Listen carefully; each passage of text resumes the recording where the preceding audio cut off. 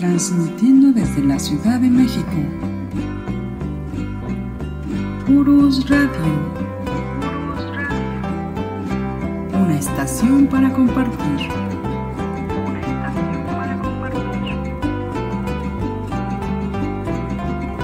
Urus Radio.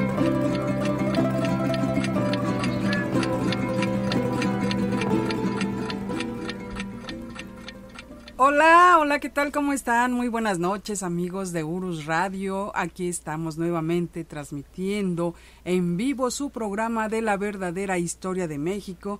Hoy lunes 6 de junio de 2022. Los saludos, soy Doris y bueno, también estamos con el profesor Francisco Mendoza, que es quien nos narra nuestra historia de una manera tan especial que cautiva. Profesor, ¿cómo está? Buenas noches. Licenciada, buenas noches. Gracias por sus palabras, licenciada. De veras, muchas gracias. Amigos de Urus Radio, muy buenas noches. Qué gusto estar con ustedes una vez más, un lunes más, licenciada, y pues muy contentos. Sí, muy contentos. Y pues seguimos con esta serie de Porfirio Díaz. Ya estamos en el episodio número 10, profesor. Así es, se va alargando y alargando. Recordábamos que la serie de Santana fueron 13 y ahorita ya llevamos 10 de Porfirio Díaz y todavía no llega a la presidencia. Todavía lo que nos falta platicar de Porfirio Díaz. Sí, profesora, hay algunos amigos que mencionan que sería bueno que se hiciera un guión para el programa. Ustedes saben que nosotros no tenemos un guión.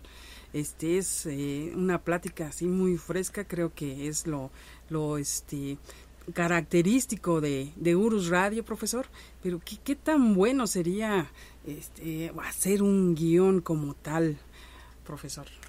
Yo creo que nos quedaríamos, es una opinión personal, respetamos obviamente la opinión de nuestros amigos, yo creo que nos quedaríamos muy cuadrados quizá.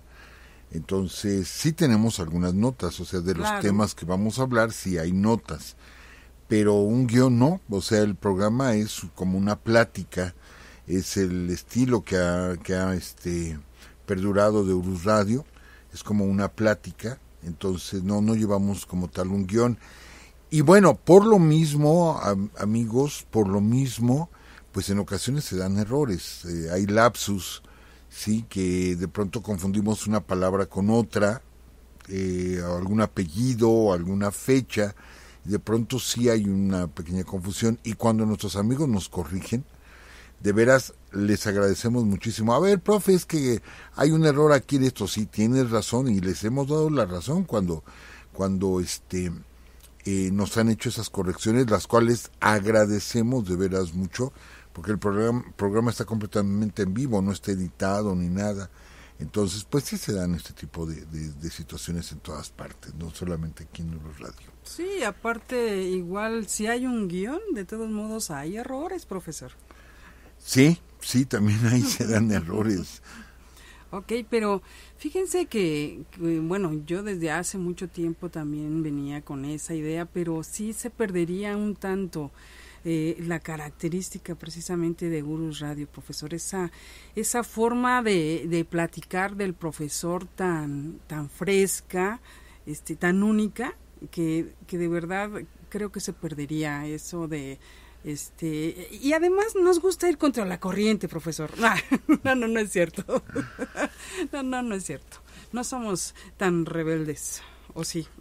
No, licenciada, lo que hacemos es platicar la historia con diversas fuentes. Igual nos preguntaban, ahorita nosotros nos estamos basando mucho en el libro Porfirio Díaz, su vida y su tiempo, de Carlos Tello Díaz, que él es bisnieto de Porfirio Díaz y hace una obra excelente sobre la vida de su bisabuelo, y entonces tomamos muchos datos de ahí. Aparte estamos trabajando con el libro Yo Díaz, que es una novela del autor Pedro J. Fernández, y también las mismas memorias dictadas por Porfirio Díaz, y buscamos también referencia en pues de algunos datos, sobre todo los anteriores, en el México a través de los siglos. Entonces, pues son algunas de las fuentes. Igual buscamos conferencias por internet y bueno, nos estamos documentando constantemente. Y sí, nos damos cuenta que aunque es más contemporáneo, Porfirio Díaz muere en el siglo XX, es más contemporáneo, aún así hay mucha divergencia entre los mismos historiadores. Vamos a platicar esa divergencia que hay en aquel famoso telegrama del mátalos en caliente, porque no dice el telegrama así, mátalos en caliente, pero sí se interpreta. O sea, lo podemos interpretar de esa forma, y así lo interpretó el gobernador de Veracruz. Pero ya llegaremos a esa parte. Y sí, era lo que quería decirle Díaz, pero literal no dice la frase mátalos en caliente. Eso, bueno, ya lo platicaremos. Por eso les digo, hay tanta divergencia. Y sabíamos, amigos, que el tema de Porfirio Díaz es un tema que causa mucha polémica, mucha polémica. No se diga pues, hablar de Maximiliano, hablar de Iturbide, hablar de Santana, de la conquista. Pero ¿saben qué, amigos? No hay problema. Si no compartimos la opinión, no hay problema. Preferimos 1000 veces un debate, ¿sí? Un intercambio de opiniones, que se hable de historia, que en nuestra mesa de comedor, en nuestra sala, mejor estemos hablando de historia de México que de otras cosas que a lo mejor pues no nos dejan nada bueno. Con todo mi respeto a quien les gusta, por ejemplo, el deporte, pero cuando yo escucho una polémica que si la liga, no sé, la Eurocopa, o no sé mucho de fútbol, y escucho con mucho apasionamiento a las personas, digo, caray, mejor deberíamos estar hablando de algo más mexicano.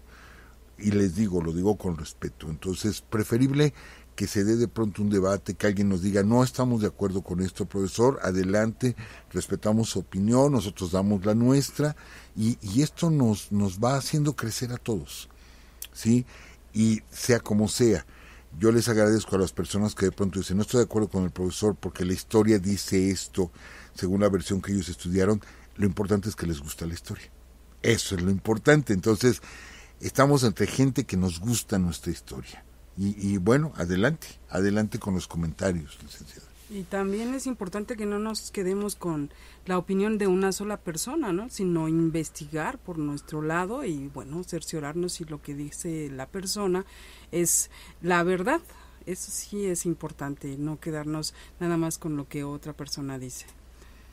Así es, siempre será el confrontar ideas y el sacar una conclusión, que la conclusión cada quien la va a sacar. Yo creo que después de esta serie, ahorita sabemos que varios amigos que son porfiristas, y así lo declaran, soy porfirista, nos están escuchando, ¿sí? Quizá no estén de acuerdo cuando hablemos de la otra parte de Porfirio Díaz. Ya lo hemos dicho, que son personajes muy controvertidos. Entonces, a lo mejor no están de acuerdo en algunas cosas, no hay problema, de veras, qué bueno que son porfiristas porque habla de que conocen la historia. Y qué bueno que se dé el debate, así es. Así es, licenciada. Y bueno, hablando de errores, profesor, o de correcciones, sí. La vez pasada comentó usted del nombre de Amada Díaz, que bueno, en otra ocasión había dicho un nombre y la vez pasada dijo Amanda, pero no, en sí es, ella en su fe de bautizo dice que es Dionisia Amancice de Jesús. Ah, caray, está medio extraño el nombre. Sí. Ajá, sí, yo creo de ahí las confusiones. Así es. Pero bueno, de ahí de Amancice, yo creo que de ahí se derivó el nombre de Amanda, ¿no?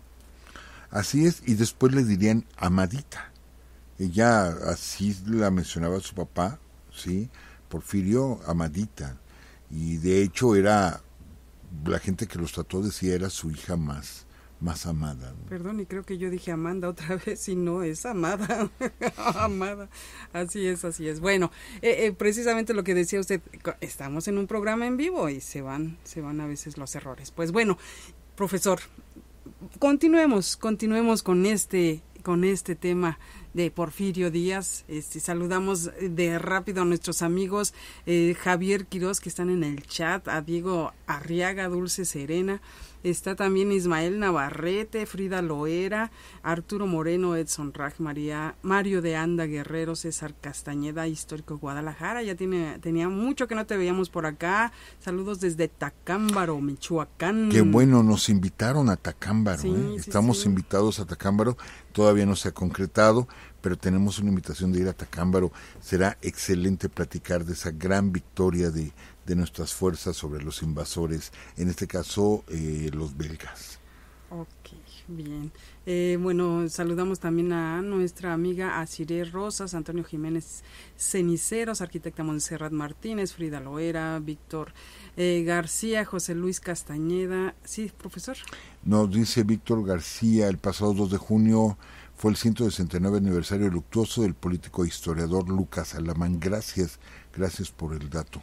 Y bueno, hablando de datos, profesor, pues ya tenemos 2,000 suscriptores en la biblioteca de Urus Radio, en la biblioteca digital, gracias a nuestro amigo el ingeniero Valencia, que ha trabajado incansablemente por mantenerla. Y gracias también a los amigos que se suscriben a la biblioteca digital. Y que sabemos que ya varios amigos que están estudiando historia en diversas escuelas consultan la biblioteca. Sí, se está enriqueciendo, entonces requieren algún texto y consultan la biblioteca de Urus Radio. Gracias por el apoyo que nos están dando, por ese aporte, porque ha sido trabajo de ellos. Sí. Y pues bueno, adelante, profesor, adelante, que ya se nos fue el tiempo. Sí, solamente de rápido un saludo a los alumnos de la secundaria Nabor Carrillo. Nos hicieron la invitación, la profesora Miriam Ortega, profesora de historia, nos hizo la invitación para estar dando un par de conferencias sobre la conquista y el virreinato en México. Nos trataron excelentemente, les enviamos un fuerte abrazo a todos los chicos e igual a la profesora, y que nos van a visitar, licenciada, van a estar de este miércoles en 8 que vamos a estar en el Palacio de Minería. Amigos, por favor, los que nos van a visitar ya tienen que enviar sus datos para que les confirmen su asistencia. Es de este miércoles en 8 a las 7 de la tarde ahí en el Palacio de Minería, donde vamos a estar hablando la última parte de la vida de Ricardo Flores Magón, donde ya vamos a ver toda su influencia en la Revolución Mexicana. Los esperamos de este miércoles en 8, licenciada. Y reiterar que tenemos algunas invitaciones, ya voy rapidísimo, que tenemos algunas invitaciones. Estamos invitados a Tlaxcala por parte del Club Rotario y la Secretaría de Turismo, ya les daremos la fecha. Igual nos invitó una logia masónica, a la Gran Logia Valle de México a dar una conferencia sobre los hombres de la Reforma. También ya les daremos la fecha, porque estamos pidiendo que tengan acceso libre las personas. Va a ser muy interesante, ¿no?, estar en la Gran Logia Valle de México, dando una conferencia y que se permita la entrada a más personas. Ojalá sea posible, y próximamente también en Doctor Mora, ¿verdad? Doctor Mora, y también en la colonia campestre del Lago de Cuautitlán Izcalli, profesor.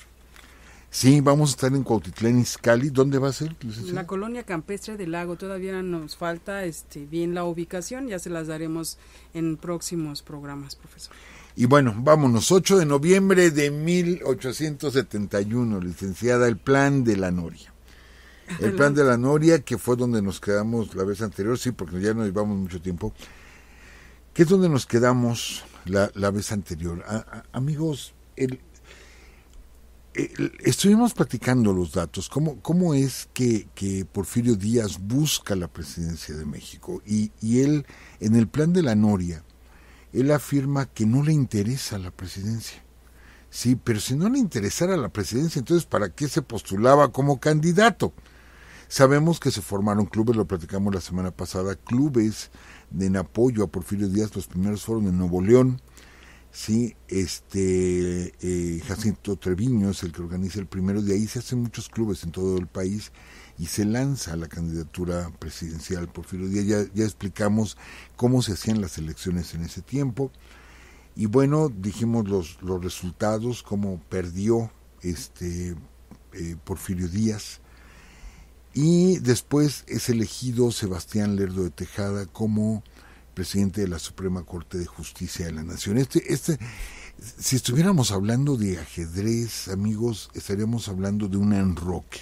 Hay todo un enroque ahí muy curioso que después va a detonar. Ese enroque va a detonar. ¿Por qué? Porque de pronto Porfirio, apoyado por su hermano, no olvidemos que Félix era gobernador del estado de Oaxaca, ¿sí? Y que se habían enojado porque Porfirio y Félix, porque Félix había metido en su gabinete estatal a gente juarista. Y había una diferencia entre ellos, pero de todos modos eran hermanos, eran los hermanos Díaz, ¿sí? Y podrían estar enojados entre ellos, pero no me toquen a mi hermano. Yo creo que muchos lo hemos hecho en nuestras familias, nos peleamos con nuestros hermanos, pero no me los toquen, ¿sí? Entonces surge el plan de la Noria, que es el nombre de la hacienda que le fue regalada a Porfirio Díaz como reconocimiento, no como una compensación, sino como un reconocimiento a toda su labor durante la Guerra de Intervención. ¿Pero qué creen? Que tanto Porfirio como Félix estaban preparando un levantamiento armado. Allí en la Noria había muchísimas armas, muchísimas armas. Y Félix Díaz compró armas en California, ¿sí? Si mal no recuerdo fue en San Francisco, compró armas. De hecho, llega a México la primera ametralladora. A ver si se acuerdan ustedes, amigos, de esas ametralladoras que eran como un cilindro y que tenía una manivela y se le daba vuelta, ¿sí?, a la manivela e iba disparando, que era como un cilindro muy largo, ¿sí? Esas ametralladoras se desarrollaron durante la época de la Guerra Civil Norteamericana. Bueno, pues la primera de esas ametralladoras llegó a México comprada por Félix Díaz. Entonces tenía mucho armamento. Se estaban preparando a Oaxaca para un levantamiento, ¿sí?, a raíz de que consideraban que le habían robado las elecciones a Porfirio Díaz. Entonces los dos hermanos se estaban apoyando, y les digo, Porfirio tenía armas, tenía cañones, estaban elaborando pólvora ahí en la Noria, ¿sí? O sea, se estaban armando y la gente se daba cuenta que estaban convirtiendo la misma ciudad de Oaxaca en un fortín, ¿sí? Con obras ya preparándose para un levantamiento armado. Entonces, que no nos diga Porfirio que no tenía interés por la presidencia de la República, puesto que ya estaba preparando ese levantamiento armado. Efectivamente se da el levantamiento, pero recuerden, amigos, que esto se conjuga con levantamientos que se estaban dando en todo el país a raíz de la aplicación de las leyes de reforma, que también esto va a ser muy, muy importante, ¿sí? Tenemos levantamientos. Juárez empieza a sofocar levantamientos en diferentes partes, sobre todo los levantamientos más fuertes, en Zacatecas, por ejemplo, fue un levantamiento muy fuerte, en el norte del país y obviamente en Oaxaca. Recuerden que las leyes de reforma, amigos, perdón por el ruido de la silla, nos trajeron una guerra de 3 años, una guerra que continuó después con la intervención francesa, ¿sí? Y que ya se expulsa a los franceses, pero de nuevo continuamos en problemas en México. De nuevo, se sigue sin aceptar la Constitución del 57. Y Juárez quiere imponer la Constitución, comienza a aplicarla. Les digo, esto va a provocar el descontento de mucha gente y comienzan las hostilidades otra vez. Entonces Porfirio, que es muy popular, acuérdense que él es muy famoso en todo el país por todo lo que él hizo, ¿sí?, por sus hazañas como militar, pues sí, la gente simpatiza con él. Entonces él empieza a enviar cartas a mucha gente, a muchos generales que pelearon con él. Conoce a muchos generales, obviamente, desde la batalla de Puebla él conoce a muchísimos generales, y los empieza a invitar al levantamiento de la Noria. Entonces se empiezan a dar levantamientos en diferentes partes del país, pero estos levantamientos poco a poco son sofocados, ¿sí? Entonces Porfirio Y aquí entra una etapa muy especial de él, porque él se siente como una especie de Cid campeador, de que con su sola presencia va a derrotar a los enemigos. Junta un pequeño ejército, ¿sí? Se habla de alrededor de 4,000 gentes que lo seguían. Muchos de ellos pues no estaban bien armados, tenían apenas escopetas o machetes. Poca gente era de línea, militares de línea, y comienza a avanzar, ¿sí? Desde ahí, desde Oaxaca, comienza a avanzar. Para no hacer esta parte de la historia muy larga, Porfirio Díaz, si nosotros seguimos en un mapa, todos los movimientos que hizo no entendemos hacia dónde iba, porque iba de pronto rumbo a Pueblas, pero se regresaba a Oaxaca y pasaba por Guajuapan y luego va hacia la Mixteca y luego va otra vez hacia el sur de Puebla rumbo a Tehuacán, llega hasta Tlaxcala, parece que va a amagar la Ciudad de México. Hace una serie de movimientos que no se entiende exactamente, pero empieza a desertar la gente. Y sostener un ejército cuesta, cuesta los alimentos, los pertrechos, darle alimento a los animales, porque, bueno, utilizan caballos, las mulas para cargar cañones, etcétera. Cuesta, son 4,000 gentes a las que hay que mover. Entonces Porfirio va consiguiendo dinero en algunos poblados, va haciendo préstamos forzosos, pero la gente empieza a desertar. En lugar de llegar más gente, lo van abandonando. Y les digo, él tenía la idea de que con mi sola presencia se va a hacer un gran levantamiento. Y no fue así. No fue así.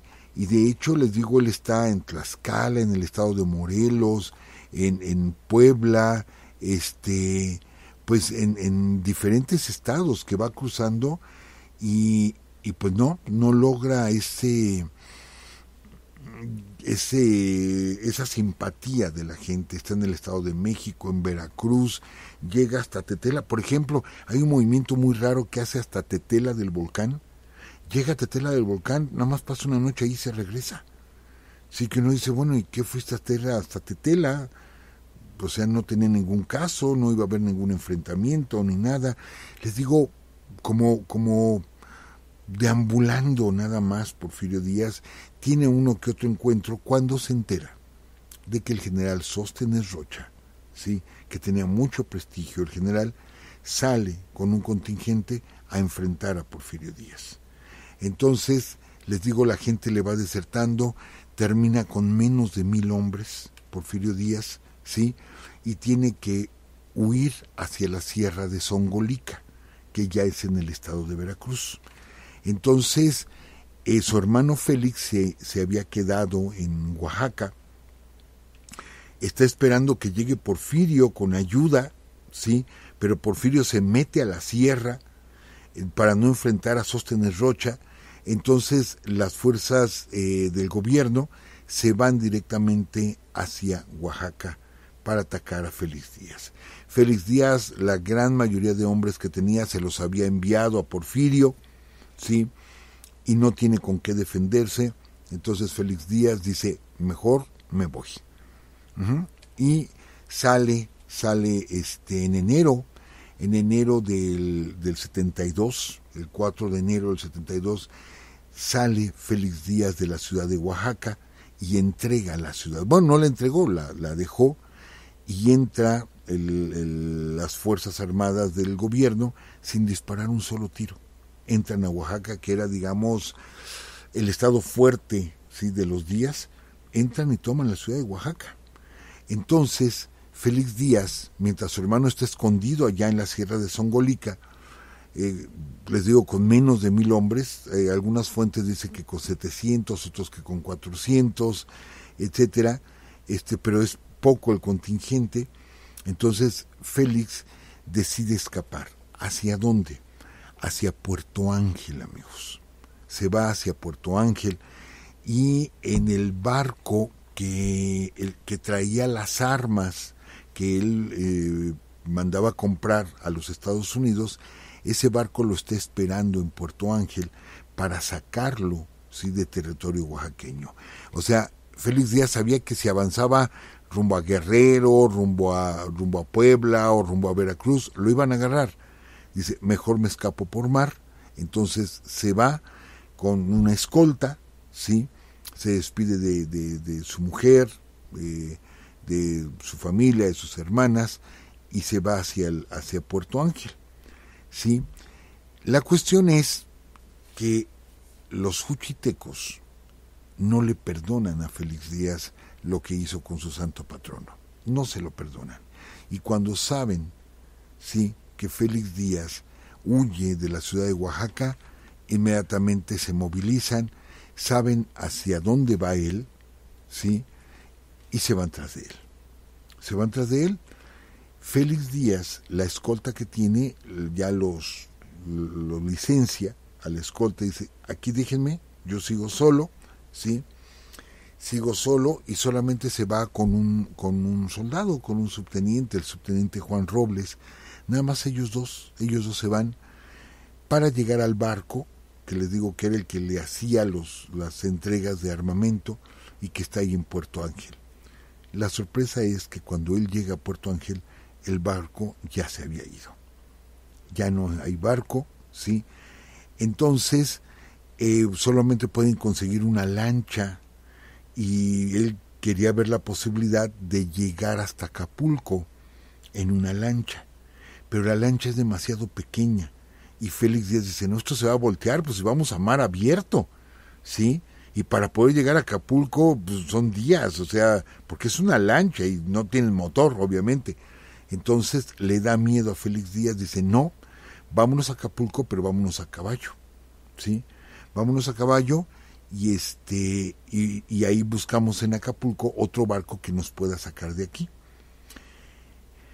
Pero, pues, los juchitecos que van hacia Puerto Ángel, pues se dan cuenta, ¿sí?, de que solamente les lleva unas horas de ventaja Félix Díaz y Juan Robles.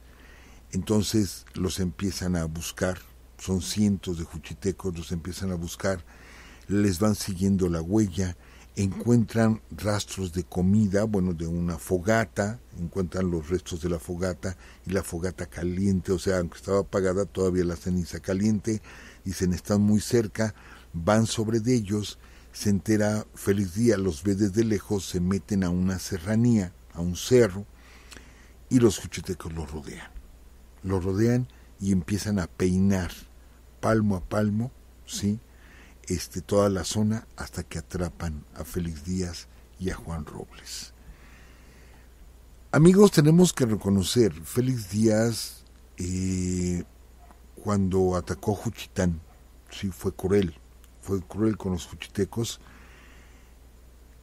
pero yo creo lo más cruel fue, en este caso, lo que no le perdonan es haberse metido con su santo patrono, con San Vicente. Eso no se lo iban a perdonar nunca, ¿sí? Entonces capturan pues a Félix y a Robles, los capturan, los llevan a Pochutla, una población por ahí cercana, y hay un río, y ahí matan a Juan Robles. Ahí lo matan, pues se puede decir, no quiero que suene a humor negro ni nada por el estilo, pero pues la libró de alguna manera Juan Robles al morir tan rápido, porque lo que le esperó a Félix fue terrible, porque fue torturar a Félix Díaz. Hay un testigo que posteriormente declaró lo que le habían hecho a Félix Díaz, los golpes que había recibido ahí en Pochutla y en el río, que le habían arrancado la piel de los pies y lo habían hecho caminar sobre brasas encendidas. O sea, fue torturado por completo. Lo arrastraron con la silla de caballo, lo arrastraron para que sintiera lo que el santito había sentido. Amigos, en este caso, sí, reconocemos que hubo crueldad por parte de Félix Díaz en esa represión que hizo, y les platicamos cómo ordenó que persiguieran a la gente en los cerros, y la gente que estaba en los cerros era la gente que no quería pelear, y eran mujeres y niños, y él permitió la masacre de familias enteras, ¿sí? Pero igual podemos decir que fue una masacre lo que se hizo con Félix Díaz. Y yo sé, habrá quien diga, lo merecía, ¿no? Lo merecía. Nosotros no podemos como que, pues, como aplaudir la violencia, ¿no? Sí, a veces nuestro enojo, nuestro encono, y más que vivimos a veces tiempos violentos actualmente en diferentes ciudades del país, y nuestra rabia, nuestra irritación es tan grande que decimos mátenlos, ¿sí? Sí, entiendo esa parte, pero pues sí es algo terrible, ¿no? Pero no importa, es nuestra historia, y es algo que yo quería comentar, licenciada y amigos. A veces nuestra historia es cruel, pero es nuestra historia, por ella estamos aquí, y hay cosas que no quisiéramos decir, pero pues las tenemos que reconocer. Entonces sí, hacen prácticamente pedazos a Félix Díaz, dejan el cuerpo ahí abandonado, lo recogen y lo entierran ahí en Pochutla. Ahí duró pues un buen tiempo, 5 años enterrado los restos. Hasta después Porfirio rescataría esos restos. Lo único que le permitieron antes de morir es que hiciera un testamento donde él entregaba sus cosas, o sea, disponía de sus cosas. Entonces pues él dice, tengo tantas vacas, tengo unos trajes, etcétera, dispongo que se los den a fulanito, a perenganito, a mi esposa, etcétera. Hace su testamento, se lo permitieron. Ese testamento lo conseguiría Porfirio, ¿sí? Lo conseguiría Porfirio y lo guardaría como una reliquia, porque fue lo último que escribió su hermano. Obviamente él amaba a su hermano y guardó como una reliquia el testamento de Félix Díaz. Lo consiguió tiempo después, y tiempo después ordenó que sacaran los restos, sí, que fueran llevados a Oaxaca. Entonces, les digo, fue como murió, y pues así es la historia. Así es la historia. Porfirio tarda un tiempo en enterarse, porque les digo, pues esto fue allá de forma aislada. Porfirio está en Zongolica, ¿sí? Y es cuando se entera de la muerte de su hermano. Entonces, pues ya dicen que lloró Porfirio Díaz al saberlo, pero pues dijo, me lo imaginé, ¿sí? Me lo imaginé, porque Porfirio lo regañó en algunas ocasiones por haber hecho lo que hizo con el santo patrono. Sí, porque toda esa rabia de los juchitecos era por lo del santo patrono. Sí, o sea, les tocó la parte sagrada de ellos, ¿no? Entonces, podemos o no podemos estar de acuerdo en esas creencias, pero de que la gente se enoja, y bueno, eso fue lo que sucedió. Entonces, Porfirio ve que se acaba pues su campaña. Él sabe que en el norte Jacinto Treviño sigue alzado en armas. Hay varios brotes, pero su parte fuerte, que es Oaxaca, Puebla, pues ya no cuenta con ella. Entonces decide escapar y lo ayuda amigos de él. Teodoro Dehesa, por ejemplo, lo ayuda. Honorato Domínguez lo ayuda a escapar a Veracruz. De hecho, viajan y le procura cómo entrar a la ciudad de Veracruz. Acuérdense que era amurallada la ciudad. Entonces las puertas de la ciudad se abren en las mañanas y estaban buscando a Díaz. O sea, él, digamos, no se rindió, pero ya no estaba peleando y lo quería atrapar el gobierno. Entonces lo ayudan a entrar al puerto de Veracruz, que por cierto a Honorato Domínguez él le regala un anillo de oro, se lo regala, y Honorato Domínguez moriría con ese anillo puesto al grito de viva Porfirio Díaz en un enfrentamiento con el gobierno, ¿sí? Y ahí quedaría ese anillo, ¿no? Con Honorato. O sea, la gente quería a Porfirio realmente. Pero aquí viene un detalle bien curioso.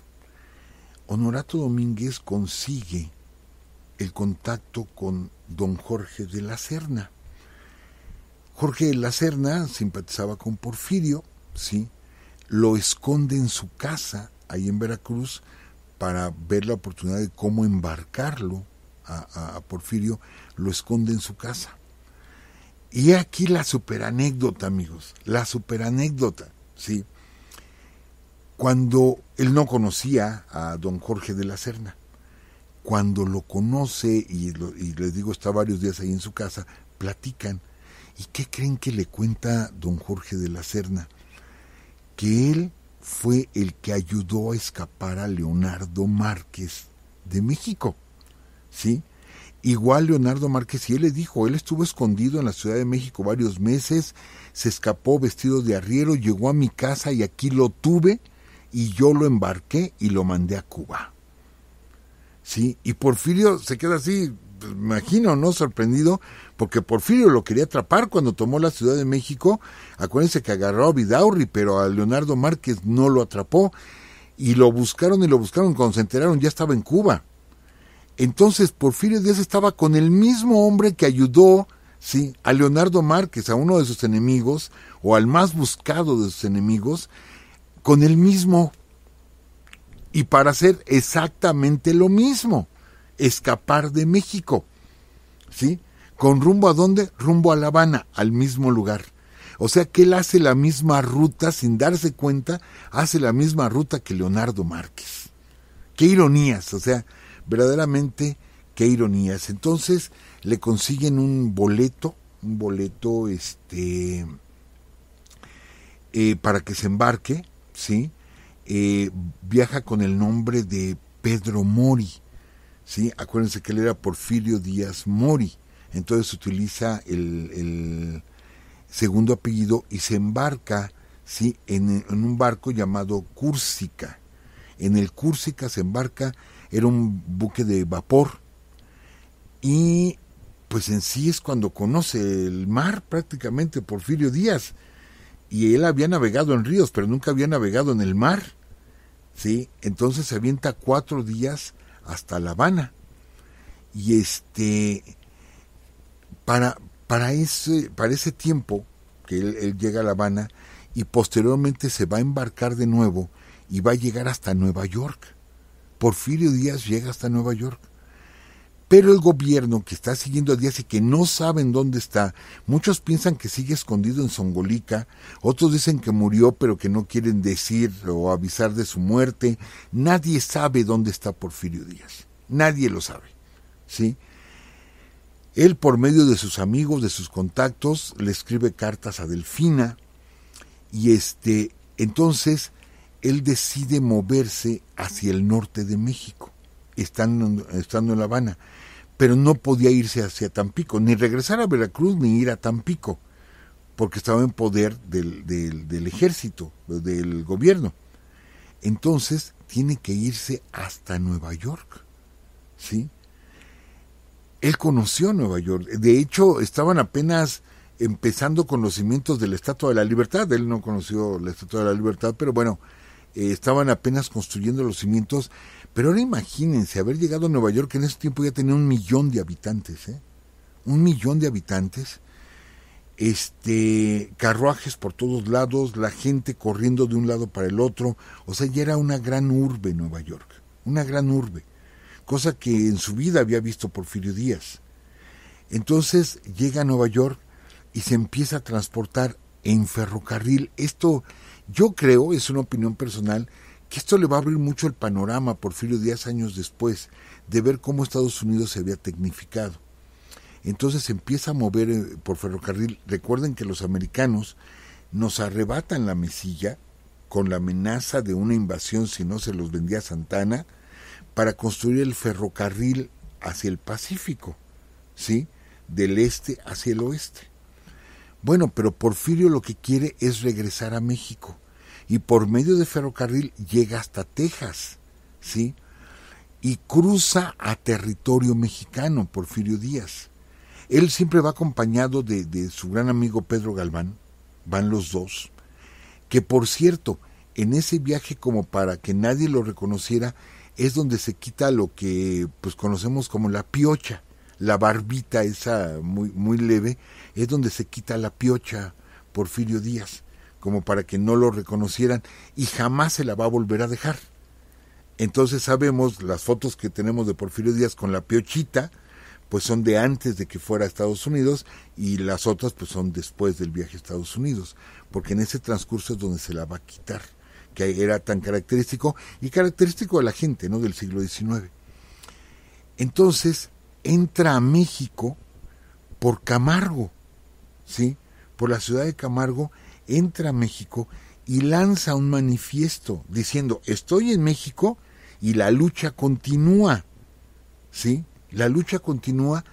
Entonces se vuelve a meter a territorio norteamericano, toma el ferrocarril y cruza todos los Estados Unidos, Porfirio Díaz, hasta que va a dar a San Francisco, que San Francisco tenía como 100,000 habitantes y 20 años antes tenía 1,000, pero acuérdense de la fiebre del oro, y que pues realmente fue un gancho porque sí había oro, pero no la cantidad que dijeron. Nadie se hizo millonario sacando oro cuando la fiebre del oro de los Estados Unidos, Nadie se hizo millonario.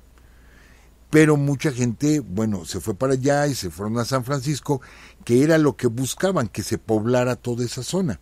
Bueno, pues ya San Francisco tenía 100,000 habitantes, ¿sí? Entonces llega hasta San Francisco y espera encontrar un barco que lo traiga a México. Fíjense toda la vuelta que dio, desde Veracruz, La Habana, Nueva York, luego baja a Camargo, vuelve a entrar a Estados Unidos y se va hacia San Francisco, ¿sí? Cruza obviamente por Arizona, por Nuevo México, ya del lado americano, y por fin toma un barco que lo baje, ese barco, hacia la ruta hacia Cabo San Lucas, y luego bajaba a Mazatlán, Acapulco, y creo que llegaba hasta Oaxaca, Puerto Ángel o algo así, hacia la ruta ese barco, y viaja todavía de incógnito Porfirio Díaz. Entonces le da toda la vuelta, toda la vuelta para llegar a San Blas, ¿sí? A costas nayaritas. ¿Por qué a costas nayaritas? Bueno, ahí sabe que en Sinaloa hay gente que lo apoya, sabe que en el norte del país se está peleando, entonces él busca llegar a esa zona, pero para esto el gobierno, para presionar a Díaz, sí, le embarga la hacienda de la Noria, le embarga la hacienda, así totalmente. Porfirio Díaz necesita dinero y no tiene la hacienda, porque le digo, le embarga el gobierno, se queda sin nada.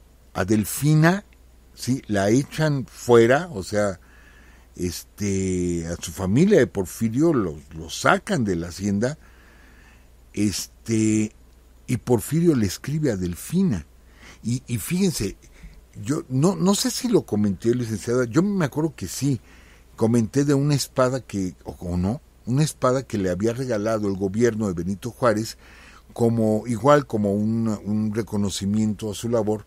Era una espada con empuñadura de oro y que tenía rubíes, etcétera, y tenía grabado con pequeñas piedras preciosas los nombres de las batallas que él había ganado, la Carbonera, Puebla, Miahuatlán, etcétera, y había sido un regalo del gobierno. No, creo que no lo había yo comentado, ¿verdad? Profesor.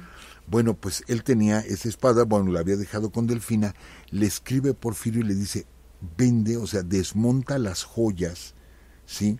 Y véndelas una por una, pues para que tuvieran más valor, y vende la espada, porque la empuñadura era de oro. Y le dice a Delfina que lo haga, y Delfina lo hace para poder conseguir dinero, porque ya no tenían la entrada que tenían con la hacienda de la Noria. Entonces no tienen dinero. De hecho, pasa hambre Delfina. Delfina junto con sus hijos pasa hambre, y ahí muere una de las hijas que ya tenía Porfirio y Delfina, muere su hija, de manera muy, muy trágica, de manera inclemente, ¿sí? Y Porfirio no se da cuenta de la muerte de su hija.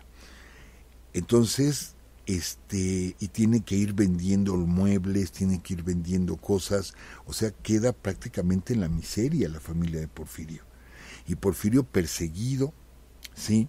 Entonces, obvio, no le están haciendo pagos, el gobierno como general, pues no le está haciendo ningún pago, o sea, hasta le están embargando sus cosas.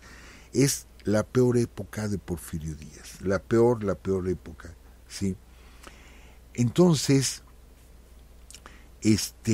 en marzo del 72, cae la ciudad de Zacatecas, que Zacatecas estaba en poder de los porfiristas, cae la ciudad de Zacatecas, ¿sí? Entonces, pues ya tampoco tiene, pues se puede decir que nada o una fuerza importante que lo apoye, y decide acercarse a Nayarit, ¿sí? Buscando a Manuel Lozada. De Manuel Lozada ya hemos platicado aquí en Urus Radio. Manuel Lozada, que fue un guerrillero y que de hecho, me acuerdo cuando platicamos en Urus Radio que muchas de las ideas de Manuel Lozada fueron después retomadas, ¿sí? Durante la Revolución Mexicana por la gente zapatista. Sí, mucho de lo que fue el reparto agrario, el regresar las haciendas a poder de los naturales, pues esas ideas eran de Lozada, pero Lozada era proscrito por el gobierno, y luego cuando la intervención francesa se pasa del lado de Maximiliano, se pone en contra de Juárez, acaba la intervención y Juárez ordena aplacar a Lozada, atraparlo. De hecho, allá en Nayarit es un héroe popular, Lozada, ¿sí? Aunque la historia habla también de que fue un bandolero. Aquí hemos platicado de Manuel Lozada, también un personaje muy controvertido, y está alzado en armas en contra de Benito Juárez en ese tiempo. Entonces Porfirio Díaz lo busca Lozada, ¿sí? Pero Lozada no le hace caso. No le hace caso, ¿por qué? Porque dice, es un perdedor, o sea, ya perdió, ya no tiene quien lo apoye ni nada, y no le hace caso. Entonces Porfirio Díaz, pues prácticamente se queda solo. Él hace un cambio, el plan de la Noria lo cambia por el plan de Ameca, ¿sí? Porque en la ciudad de Ameca, en Nayarit, hace ajustes al plan de la Noria. Y fíjense el ajuste que hace, donde dice que desconoce al gobierno de Benito Juárez, pero reconoce a Sebastián Lerdo de Tejada como quien debe tener la presidencia de la República. ¿Qué está buscando Porfirio Díaz con esto? Pues jalarse el apoyo de los lerdistas, ¿sí? Jalarse el apoyo de la gente de Lerdo de Tejada y las simpatías, pero los lerdistas no caen en esa oferta o en ese ofrecimiento, no caen los lerdistas y no apoyan a Porfirio Díaz. Entonces se comienza a diluir ese levantamiento armado de la Noria, se comienza a diluir. Nada más mencionar al tigre Lozada, lo pueden buscar en internet, su vida como el tigre de Álica, así lo pueden encontrar como el tigre de Álica. Es más, cuando él está en esa región, hay una anécdota muy curiosa. No olvidemos, amigos, que Porfirio Díaz era atlético, ¿sí? Era muy atlético, y que en su casa en Oaxaca él había instalado el primer gimnasio que hubo en Oaxaca, pues lo tuvo instalado en su casa Porfirio Díaz. Le gustaba mucho hacer ejercicio, era excelente jinete, y por eso pudo hacer muchas proezas, brincar por bardas y techos, etcétera, porque era muy ágil. Bueno, pues estando él en esa región de Nayarit, con amigos que lo apoyaban, hace una excursión al volcán Ceboruco. Sí, esta anécdota es poco conocida de Porfirio Díaz, al volcán Ceboruco, que está en plena erupción. Bueno, no total, pero sí está humeando. Y sube hasta el cráter y pone una bandera blanca, como prueba de que él estuvo en el cráter, y baja y los dejó todos sorprendidos de la agilidad de Porfirio Díaz de haber subido hasta el cráter del volcán, y por binoculares alcanzaban a ver la banderita que dejó ahí Porfirio Díaz. O sea que era, insisto, sumamente ágil y fuerte Porfirio, ¿sí? Entonces, esto lo hace él por abril, ¿sí?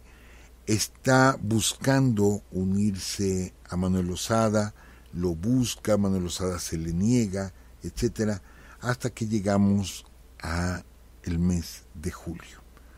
Todo este tiempo está en esa zona, o sea, está en el Pacífico mexicano Porfirio Díaz, y llegamos al mes de julio. ¿Qué sucede el mes de julio, amigos, licenciada? Pues que va a morir en Palacio Nacional el presidente Benito Juárez, ¿sí?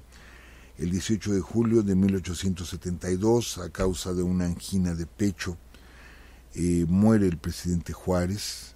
Tuvo una agonía pues un tanto difícil, sobre todo por los rudimentos de la ciencia en ese tiempo, y bueno, le aliviaba un poco el calor en el pecho a Benito, le aliviaba el calor.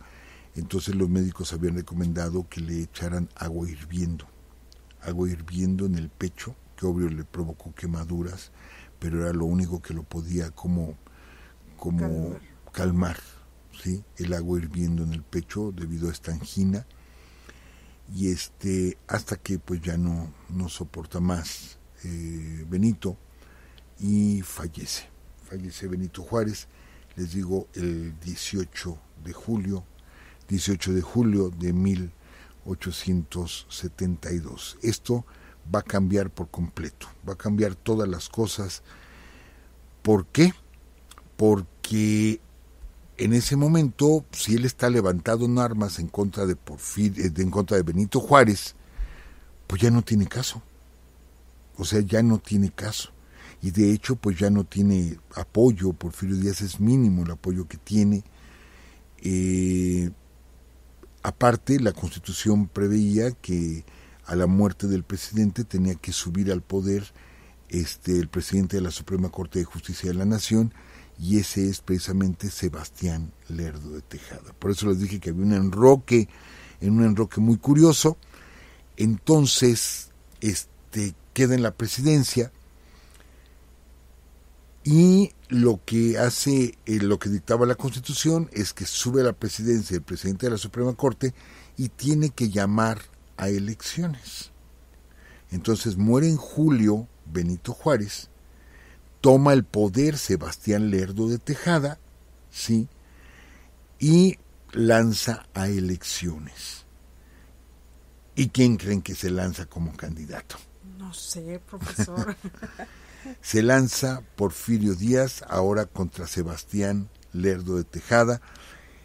Pero aquí entramos, perdón, moví el micrófono, entramos en una situación muy curiosa por esto, porque Sebastián Lerdo de Tejada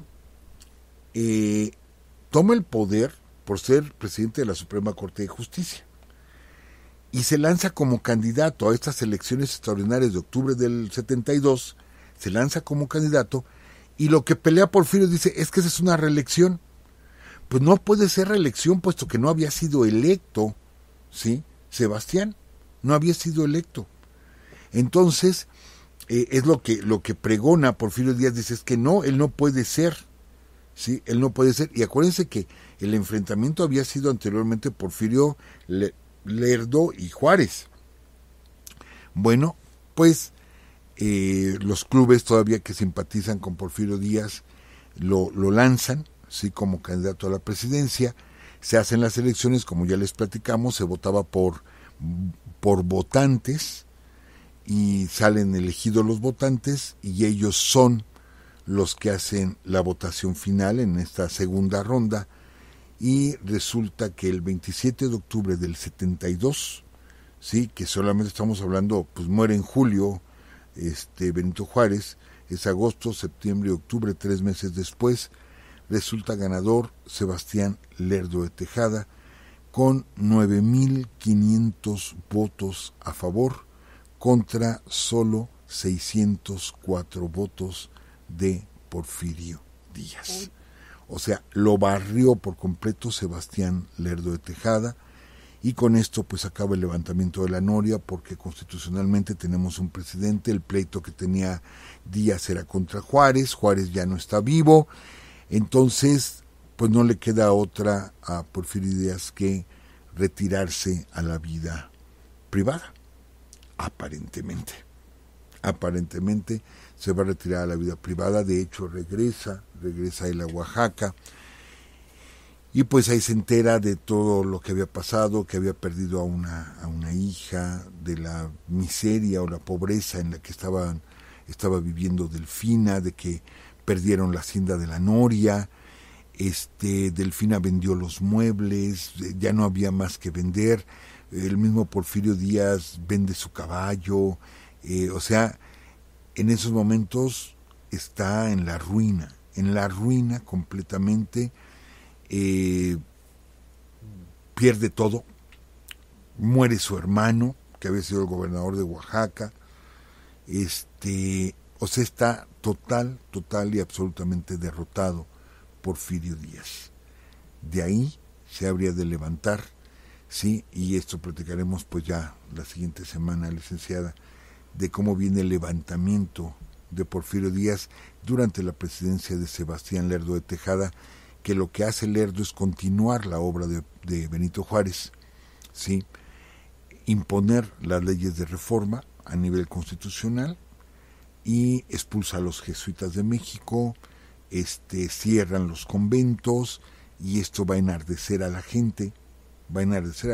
Tenemos, bueno, si de hecho ahorita México es un pueblo católico, en aquellos años era con mucho más arraigo, y va a causar mucha molestia Lerdo de Tejada, y la gente se le va a ir encima, y de esto, bueno, pues se va a aprovechar precisamente Porfirio Díaz, pero de esto platicaremos la próxima semana, licenciada. Muchas gracias, profesor. Pues esperaremos aquí con ansia 7 largos días, profesor. Sí, estoy bien, ¿verdad? Uh-huh. Bueno, amigos, muchas gracias. Gracias por estar, y gracias a todos por su apoyo. Varios de nuestros amigos comentaron en el chat: no al guión, profesor.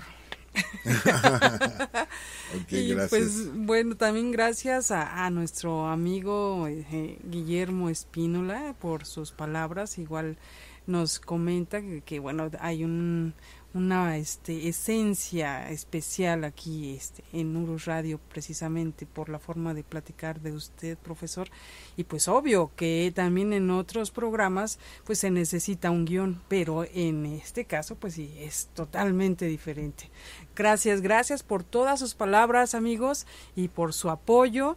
Y pues bueno, antes de despedirnos, les recuerdo que ya se pueden registrar para asistir a la conferencia que va a dar el profesor en Palacio de Minería el 15 de junio.